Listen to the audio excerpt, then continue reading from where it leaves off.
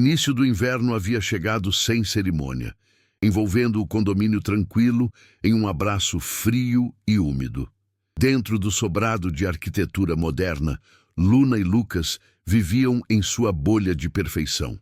A luz quente que vazava pelas janelas amplas pintava um quadro de sucesso e conforto, um refúgio contra o mundo lá fora. Naquela noite de sexta-feira, o brilho azulado da televisão dançava nas paredes da sala enquanto um filme prendia a atenção do casal, aninhado no sofá. O som da chuva fina e constante era a trilha sonora perfeita para o momento, um ruído branco que prometia uma noite de paz e descanso.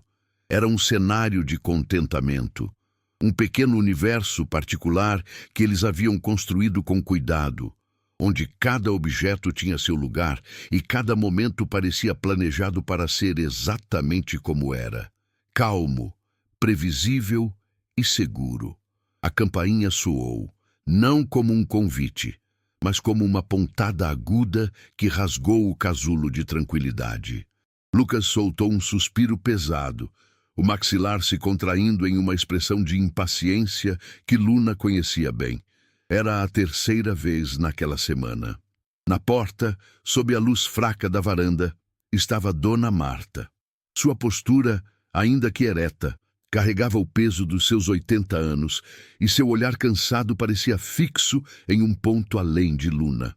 As palavras saíram quase como um roteiro decorado, a voz frágil, mas com uma ponta de irritação forçada. Ela se queixava da luz do jardim. A mesma luz que, segundo ela, invadia a janela de seu quarto e roubava seu sono. A reclamação era sua única forma de cruzar a fronteira invisível entre sua casa silenciosa e a vida vibrante que pulsava na residência ao lado. Antes que Lucas pudesse intervir com uma resposta ríspida, movido pelo cansaço da semana de trabalho, Luna adiantou-se com uma calma que o desarmou. Ela não discutiu, não se defendeu. Apenas abriu a porta um pouco mais e, com um gesto suave, convidou a vizinha a acompanhá-la. As duas saíram para o ar gelado da noite. O cheiro de terra molhada subiu do jardim bem cuidado, e o silêncio era quebrado apenas pelo som distante do trânsito. Luna apontou para o poste de iluminação decorativo completamente apagado, uma silhueta escura contra o céu nublado. "Veja, Dona Marta", disse ela, a voz suave para não parecer uma acusação. "Nós já desligamos, como a senhora pediu." O que se seguiu não foi um pedido de desculpas ou um aceno de alívio por parte da idosa. No rosto de Dona Marta, o que surgiu foi uma expressão de puro desamparo. A máscara de vizinha ranzinza se desfez em um instante, revelando uma confusão profunda, uma vulnerabilidade que a deixou exposta sob a noite fria. Seus olhos, antes focados na reclamação, agora pareciam perdidos, como se o chão tivesse desaparecido sob seus pés. Foi naquele instante que Luna entendeu tudo. A luz nunca havia sido o problema.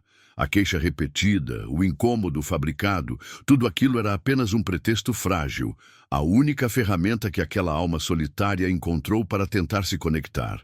A escuridão que realmente incomodava Dona Marta não vinha do jardim ao lado, mas de dentro de sua própria casa, uma escuridão feita de silêncio, de memórias e de uma solidão avassaladora. O convite de Luna pairou no ar frio da noite, tão inesperado quanto um raio de sol em meio à tempestade. Lucas a olhou, a surpresa estampada em seu rosto, mas havia também um lampejo de admiração. Ele viu ali a mulher por quem se apaixonara, cuja empatia era uma força silenciosa e poderosa. Dona Marta, por sua vez, ficou paralisada. A oferta de um chá era tão simples, mas em seu mundo de solidão, parecia um gesto de magnitude sísmica. Seus olhos, acostumados à escuridão e ao vazio, piscaram contra a luz quente que vinha de dentro da casa, um farol de calor humano que ela não esperava encontrar. Hesitante, com um movimento quase imperceptível, ela acenou com a cabeça. um sim frágil que representava a rendição de sua armadura de vizinha ranzinza e o primeiro passo para cruzar uma fronteira que ela mesma havia criado. Ao entrar na casa de Luna e Lucas, Dona Marta sentiu como se estivesse pisando em outro universo. O ar era quente e cheirava a canela e a um perfume suave de lar. Sua própria casa tinha o cheiro de móveis antigos e de silêncio, um odor de tempo parado. Ali, tudo era movimento e vida. As paredes claras eram adornadas com fotografias vibrantes do casal em viagens, sorrindo, abraçados. Um tapete macio afundava sob seus pés, e a iluminação indireta criava um ambiente acolhedor que contrastava brutalmente com as lâmpadas frias e solitárias de seus cômodos. Ela se sentou na beirada do sofá, as mãos postas no colo, sentindo-se ao mesmo tempo uma intrusa e uma convidada de honra. Era um mundo de calor, texturas e sons que ela havia esquecido que existiam, um lembrete doloroso e, ao mesmo tempo, esperançoso do que a vida poderia ser. A conversa começou tímida, pontuada pelo som da chaleira no fogo e pelo tilintar das xícaras. Luna agia com uma naturalidade que desarmava qualquer constrangimento, perguntando sobre as flores que via no pequeno jardim de Dona Marta, elogiando a resistência de uma roseira antiga. Lucas, ainda processando a reviravolta da noite, participava com acenos de cabeça e sorrisos discretos, sua impaciência inicial completamente dissolvida pela cena que se desenrolava à sua frente. Aos poucos, a voz de Dona Marta foi ganhando força. Ela não falava de queixas ou de luzes, mas de um tempo distante, de quando aquela mesma casa, hoje tão silenciosa, era palco de almoços de domingo ruidosos, com o cheiro do assado de seu falecido marido, Alberto, se misturando às risadas dos filhos que agora viviam tão longe. Naquela sala, sob a luz amena, as memórias de Dona Marta ganhavam cor e forma. Ela descreveu Alberto, um homem de mãos grandes e sorriso fácil, que amava a jardinagem e tinha o hábito de assobiar enquanto podava as plantas. Falou sobre como ele construiu a estante de livros da sala dela, peça por peça, e de como o cheiro da madeira recém-lixada ainda parecia impregnado no ar em dias úmidos. Cada objeto em sua casa era uma âncora para uma lembrança, um fantasma de uma felicidade que parecia pertencer a outra vida. Luna e Lucas ouviam em silêncio, não por educação, mas por um fascínio genuíno. Eles estavam testemunhando o desabrochar de uma história, a revelação de uma alma que havia se escondido por tanto tempo atrás de uma janela escura e de queixas inventadas. Lucas sentiu um nó se formar em sua garganta. Cada palavra de Dona Marta era uma pequena facada em sua consciência. Ele se lembrou de sua irritação, de sua pressa em despachá-la da porta e sentiu uma vergonha profunda. Ele, que projetava casas para abrigar vidas e famílias, havia se tornado cego para a vida que se esvaía bem ao seu lado. Olhou para Luna, que segurava a mão enrugada de Marta entre as suas, e compreendeu a dimensão do que estava acontecendo. Não era apenas um ato de bondade, era uma correção de rota. Eles haviam construído uma fortaleza de conforto e sucesso, mas se esqueceram de construir pontes. Naquele momento, ouvindo sobre um amor perdido e uma solidão presente, Lucas percebeu que a verdadeira arquitetura da vida se mede pela qualidade das conexões que somos capazes de erguer. Aquela noite foi o início de uma nova rotina. O chá de sexta-feira se tornou um ritual sagrado, mas a conexão se espalhou pelos outros dias. Luna passou a levar um pedaço de bolo para a vizinha nas tardes de terça, e Lucas começou a ajudá-la com pequenas tarefas, como trocar uma lâmpada ou consertar uma torneira que pingava. Dona Marta, por sua vez, retribuía com mudas de suas roseiras e com histórias, muitas histórias. Aos poucos, a porta que antes só se abria para reclamações, agora se abria para sorrisos e conversas. A casa ao lado, Antes uma silhueta sombria começou a ganhar pontos de luz.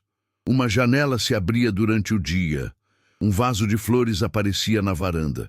Eram pequenas mudanças, mas para quem observava, significavam o retorno lento e gradual da vida. A tranquilidade dessa nova dinâmica foi quebrada em uma manhã de quinta-feira. Luna bateu na porta de Dona Marta para levar o jornal, como fazia todos os dias, mas não houve resposta. Ligou para o telefone fixo e o som do aparelho tocando infinitamente dentro da casa silenciosa lhe causou um calafrio. Lucas chegou do trabalho mais cedo e a preocupação de ambos se transformou em um pavor palpável. Usando a chave reserva que Marta lhes dera para uma emergência, eles entraram. O silêncio era pesado, denso. Encontraram na caída no corredor, consciente, mas com dor e incapaz de se mover. Havia uma poça de água de um vaso quebrado ao seu lado. Naquele instante, o laço que os unia deixou de ser uma questão de vizinhança e se tornou uma responsabilidade visceral, um elo forjado no medo e na urgência do cuidado. A ida ao hospital foi um borrão de corredores brancos, burocracia e a espera angustiante por notícias. O diagnóstico foi uma fratura no quadril, algo sério para sua idade. Enquanto aguardavam, um sobrinho de Dona Marta, avisado por um parente distante, apareceu. Era um homem de meia idade, com um olhar desconfiado e um tom acusatório. Ele questionou quem eram Luna e Lucas, o que faziam com a chave da casa de sua tia, insinuando um interesse oportunista. Foi um golpe duro, uma acusação fria que tentava manchar um gesto de puro afeto. É impressionante como a bondade, às vezes, precisa se defender. Se você também acredita que histórias de empatia merecem ser contadas, inscreva-se no canal, pois seu apoio nos permite continuar compartilhando relatos como este. Luna enfrentou a desconfiança do sobrinho não com raiva, mas com uma calma digna que o desarmou. Ela explicou a situação de forma clara e objetiva, seus olhos transmitindo uma sinceridade inabalável. Mostrou as mensagens trocadas com Dona Marta, falou sobre os chás de sexta-feira e sobre a preocupação genuína que sentiam. A verdadeira validação, no entanto, veio da própria idosa. Mesmo grogue de medicação, ao ver o sobrinho interrogando o casal, ela reuniu forças e disse, com a voz fraca mas firme, "Eles são minha família agora, foram eles que estiveram aqui." As palavras pairaram no ar, dissolvendo qualquer dúvida e selando a verdade daquela relação. O sobrinho, envergonhado, recuou, finalmente compreendendo que não se tratava de oportunismo, mas de um raro e precioso ato de amor ao próximo. O processo de recuperação de Dona Marta foi lento, mas o apoio do casal foi incansável. Eles se revezavam nas visitas ao hospital, levando seus pratos favoritos e, mais importante, levando a normalidade do mundo exterior para dentro daquele quarto estéril. Quando ela finalmente teve alta, a volta para casa foi um evento emocionante. Luna havia preparado o ambiente, deixando tudo limpo e arejado, com flores frescas em um vaso na sala. Ao cruzar a porta amparada por Lucas, os olhos de Dona Marta se encheram de lágrimas. A casa não parecia mais um mausoléu de memórias, mas um lar à espera de seu retorno. Aquele momento marcou uma virada profunda em todos eles. A fragilidade de uma vida os lembrou da força que existe em cuidar uns dos outros. Com a convivência forçada pela recuperação, os laços se aprofundaram de uma maneira que nenhuma conversa casual poderia proporcionar. Luna ajudava Dona Marta com os exercícios de fisioterapia, e nessas longas tardes, as histórias se tornaram mais íntimas e confessionais. Marta falou sobre o medo de morrer sozinha, sobre o luto que nunca acaba de verdade, apenas se transforma. Luna, em troca, compartilhou suas próprias inseguranças, seus sonhos e a pressão silenciosa que sentia para ter uma vida perfeita. Elas descobriram que, apesar da diferença de idade e de circunstâncias, suas almas conversavam na mesma língua, a da vulnerabilidade humana. E foi em meio a essa troca honesta que a ideia de um jantar especial começou a tomar forma, uma celebração não apenas da recuperação de Marta, mas da nova família que eles haviam se tornado. A noite do jantar chegou, trazendo consigo uma atmosfera de celebração e gratidão. A casa de Luna e Lucas estava preenchida pelo cheiro de comida caseira e pelo som de risadas suaves. Dona Marta, sentada à mesa em sua cadeira de rodas temporária, tinha um brilho nos olhos que não estava lá há anos. Ela se sentia vista, amada, parte de algo novamente. Lucas serviu o vinho e, pela primeira vez em muito tempo, ele se sentiu completamente em casa, não apenas no espaço físico que havia projetado, mas em um estado de espírito de pertencimento e propósito. A conversa fluía leve sobre o passado e o futuro. Foi então, entre uma garfada e outra, que Marta olhou para o jovem casal com uma ternura infinita, como se guardasse um segredo precioso que estava prestes a revelar. Com a sobremesa servida e o café fumegando nas xícaras, a conversa tomou um rumo mais íntimo, quase sagrado.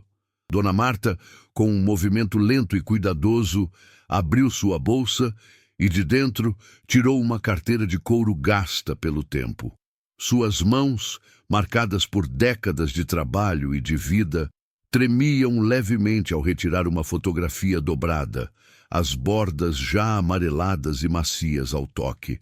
Ela a alisou sobre a mesa com uma reverência que calou Luna e Lucas. Não era apenas um pedaço de papel, era uma relíquia, um portal para um mundo que só existia em suas memórias. O ar na sala de jantar pareceu ficar mais denso, carregado de uma expectativa silenciosa. O momento que se seguiria não seria apenas uma história, mas a entrega de uma alma, a peça que faltava para que o quebra-cabeça de sua dor finalmente fizesse sentido para eles. A fotografia mostrava um homem de meia idade, com um sorriso largo que parecia iluminar todo o seu rosto e olhos que brilhavam com uma alegria contagiante. Ele estava no meio de um jardim, segurando um regador, com a camisa suja de terra. Este era o meu Alberto, disse Dona Marta, a voz embargada pela saudade, mas firme pelo orgulho. Ela contou que ele era um homem simples, que encontrava sua maior felicidade no cuidado com as plantas e na construção de pequenas coisas para a casa. Descreveu como ele passava horas no jardim, assobiando melodias antigas, e como suas mãos, embora grandes e rústicas, eram capazes dos gestos mais delicados.